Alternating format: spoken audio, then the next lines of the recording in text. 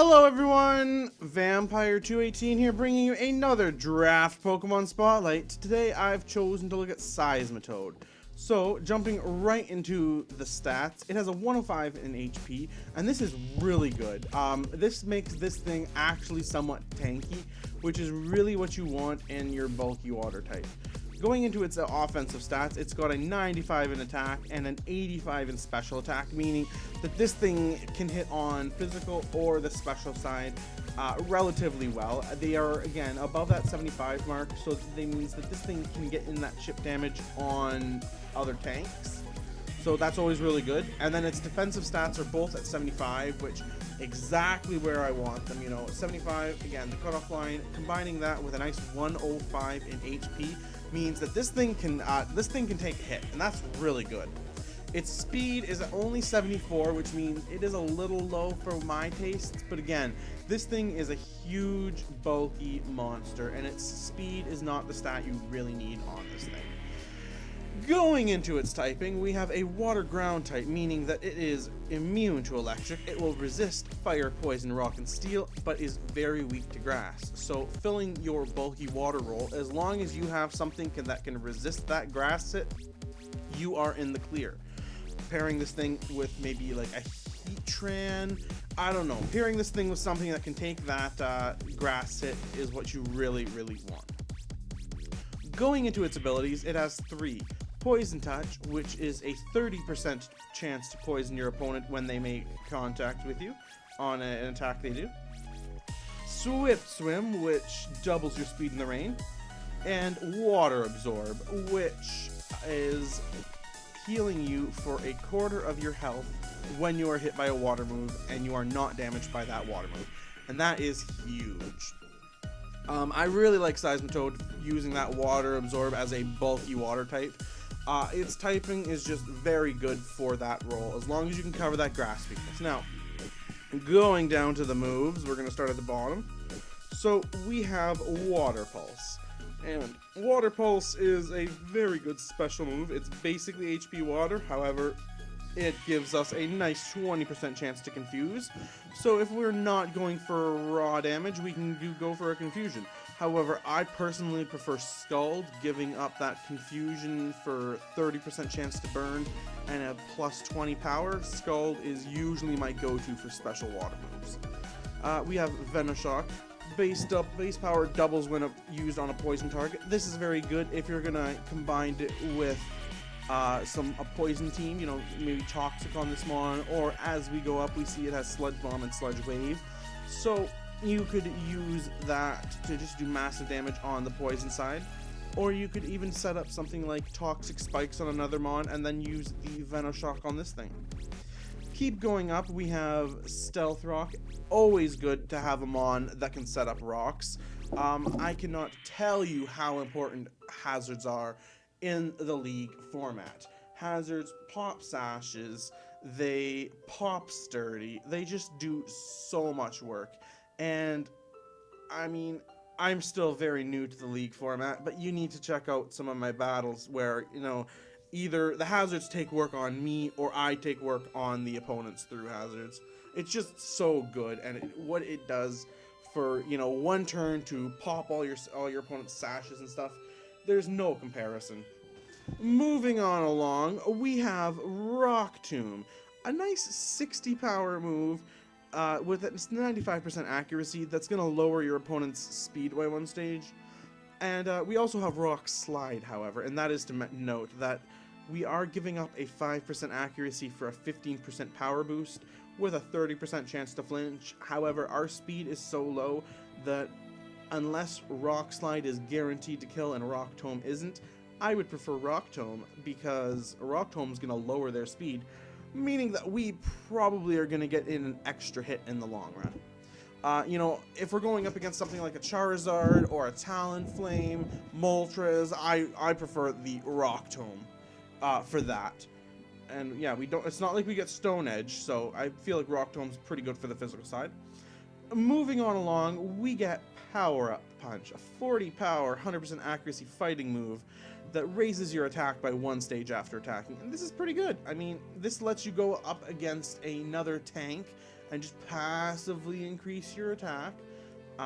Going up against a mon that can't really do too much to you, maybe like a Quagsire, and you just keep raising your attack, you just keep raising it, and then you kill them, and then you start sweeping one or two other mons.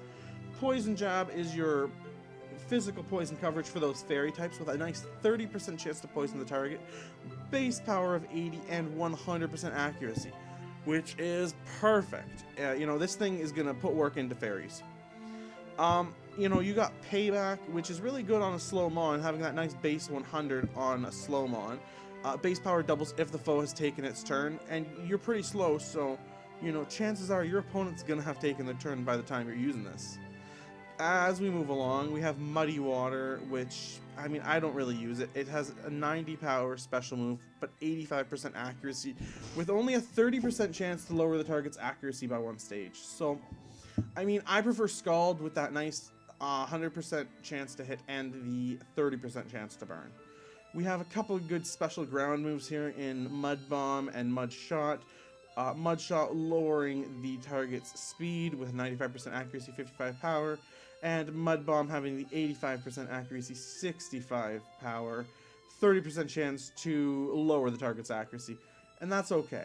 As we move along here, this thing gets Infestation, and that's huge because trapping moves put in a lot of work, and I mean, especially on a mon that doesn't want to take that Infestation. You know, it may only be a base 20 power, but it traps and damages for 5 turns, so passively this thing is going to do quite a bit more damage than meets the eye.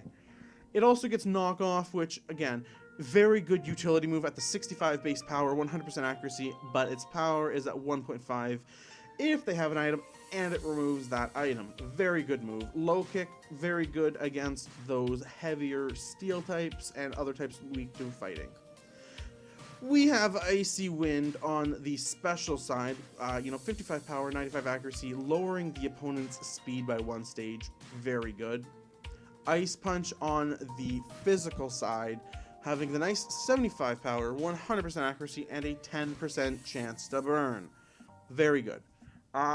Moving along here, we have Hydro Pump. I personally don't run Hydro Pump very often.